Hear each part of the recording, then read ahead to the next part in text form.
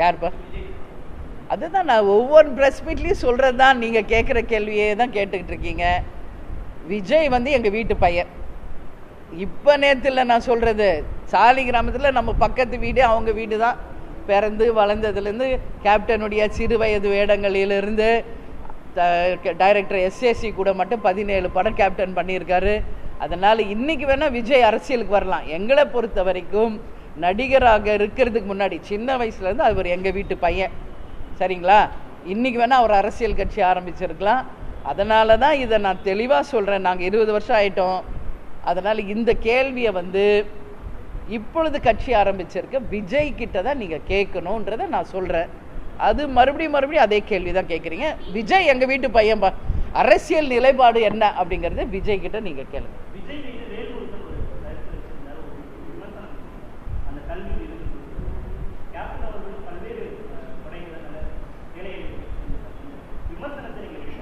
இல்லை, விஜய் வந்து எல்லார் மேலே இப்படி தோல் மேலே கை போட்டு வந்து ஃபோட்டோ எடுக்கிறாரு. அது ஒரு சர்ச்சைன்னு சொல்கிறாங்க.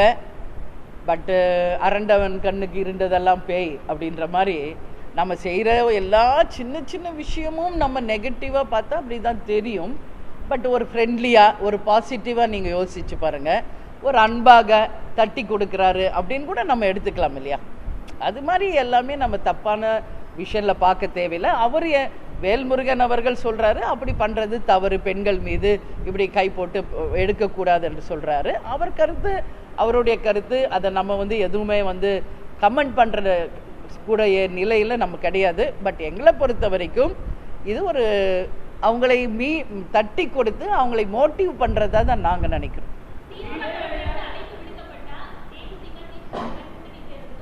அது அந்த காலம் வரும்போது அதுக்கான பதில் சொல்கிறேன்.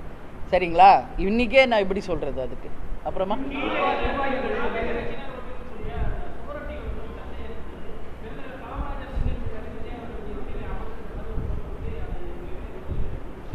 ஏன்பா எங்கள் கட்சியை பற்றியே கேட்க மாட்டேங்கிறீங்க?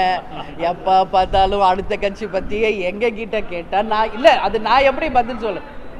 இல்லைம்மா, அது நான் எப்படிம்மா சொல்ல முடியும்? இப்போ எங்கள் சுவர் விளம்பரம் எங்காவது தவறாக இருக்குது ஏதாவது சொன்னால் தேமுதிக பற்றி கேளுங்க, நான் டக்குன்னு சொல்கிறேன். அவங்க எழுதின சுவர் விளம்பரத்துக்கெல்லாம் என்கிட்ட பதில் கேட்டேன் எப்படி? சரிங்களா? அது வந்து யார் உரியவங்களோ அவங்கக்கிட்ட தான்ப்பா கேட்கணும் நீங்கள்.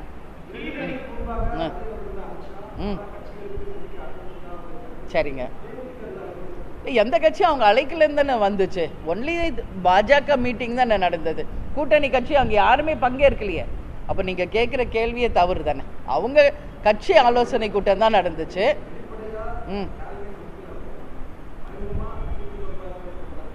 அதுக்கெல்லாம் நம்ம வந்து உங்களுடைய கற்பனை, உங்கள் வியூகம், உங்களுக்கு அதுங்களை நான் பதில் சொல்ல முடியாது.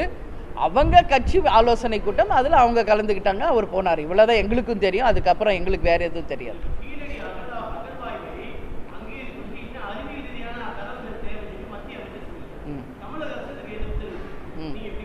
இல்லை, நான் என்ன சொல்கிறேங்க, கீழடி அகழ்வாய்வு கேப்டன் இருந்தபோதே நேரடியாக சென்று நாங்களே பார்த்தவங்க தான். தமிழ் வந்து இன்னைக்கு வந்து தொன்று தொட்டு பாரம்பரியமான ஒரு மொழி, கலாச்சாரம் எல்லாத்தையுமே நம்ம வந்து தமிழ்நாட்டில் கொண்டு வந்தவங்க தான். இதை விட இன்னும் நம்ம சொல்லணும்னா குமரிகாண்டம், அங்கே தான் தமிழே உருவானதுன்றதெல்லாம் இருக்குங்க வரலாறு. அதனால் நம்மளுடைய வரலாறை வந்து போற்றுவோம், பாதுகாப்போம் என்பதுதான் தேமுதிகவின் நிலைப்பாடு. அதற்கு மத்திய மாநில அரசுகள் உறுதியாகிறது சப்போர்ட் பண்ணணும்னு நான் கேட்டுக்கிறேன். அவர் தான் ஏற்கனவே போட்டி போட்டவர் தானே. யாருக்கு வாய்ப்பு, எந்த தொகுதி, இது அதான் இப்போ இன்றைக்கே நான் பதில் சொல்ல முடியாதுல்ல. ஏன்னா நாளைக்கு கூட்டணி அமைப்போமா, எந்த தொகுதி, யார் வேட்பாளர், எந்த தொகுதி நமக்கு கிடைக்குது, இவ்வளோ கொஷின்ஸ் நம்மக்கிட்ட இருக்கும்போது இன்னைக்கு உங்களுடைய கேள்விக்கு நான் பதில் சொல்ல முடியாது. கண்டிப்பாக வெகு விரைவில், அதாவது அந்த ஜான்வரி வாக்கில் எந்த தொகுதி, யார் வேட்பாளர்கள் என்பது முதல் கொண்டு நாங்கள் உங்களுக்கு தெளிவாக சொல்கிறோம். ஏன்னா இன்றைக்கி ஒரு வார்த்தை சொல்லிட்டு தவறாக போகக்கூடாது. நிச்சயமாக யார், எந்த தொகுதி, எத்தனை தொகுதி எல்லாமே உங்களுக்கு அறிவிப்போம்.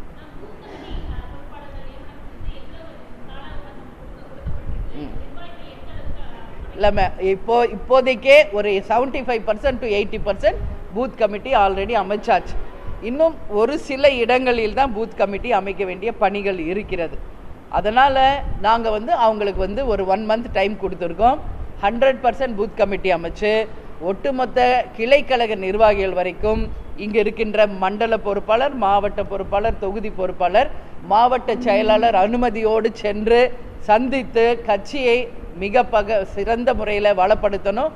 இதுதான் அவங்களுக்கு கொடுக்கப்பட்டு இருக்கிற அந்த என்ன சொல்கிறது, அவங்க கொடுக்கப்பட்டிருக்கிறோம். நாங்கள் இதை வந்து அவங்க முடிச்சுட்டு 1 மந்த்துக்குள்ளே அதை எங்ககிட்ட சப்மிட் பண்ண சொல்லியிருக்குங்க.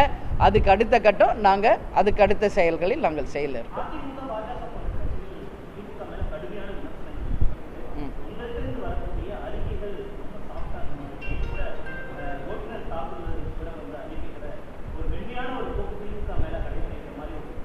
அப்படி அது பார்க்குறவங்க கண்ணோட்டத்தை பொறுத்ததுப்பா. நான் கிளியராக சொல்கிறேன், தமிழ்நாட்டின் ஆட்சியாளர்கள் செய்கின்ற தவறை சுட்டி காட்டுகின்ற முதலிடத்தில் தேமுதிக இருக்கு. அதுக்காக வந்து காரசாரமாக கோபமாக பேசணும், அதுதான் அரசியல் நாகரிகம் என்பது கிடையாது. அரசியலில் நிறைய விஷயங்கள் இருக்குது. அதனால் ஒருத்தர் திட்டி பேசுறது, ஒருத்தரை கடுமையான வார்த்தைகளில் பேசுவது மட்டுமே அரசியல் கிடையாது. மக்கள் பிரச்சனைக்கு முதலிடம் தர வேண்டும். அதை கண்ணியத்தோடு, மாண்போடு, மரபோடு, நாகரிகத்தோடு செயல்படுத்ததா எங்கள் கேப்டன் எங்களுக்கு வழி சொல்லியிருக்காரு. அந்த வழியில தான் நாங்கள் சென்று கொண்டிருக்கிறோம். அதுதான் இப்போ ஆலோசனை கூட்டமே அதுக்கு தான். சரிங்களா? இனி பாருங்க, கொஞ்சம் கொஞ்சமாக நீங்கள் பாருங்க, எவ்வளோ இளைஞர்கள், எவ்வளோ பெண்கள், எவ்வளோ உறுப்பினர்கள் தேமுதிக இருக்கிறார்கள் என்பதை உங்களுக்கு புள்ளி விவரத்தோடு நாங்கள் வந்து மாநாடுக்கு முன்பே தெரிவிப்போம். சரிங்களாம்மா? சந்தோஷம். உங்கள் எல்லாரையும் சந்தித்ததில் நன்றி.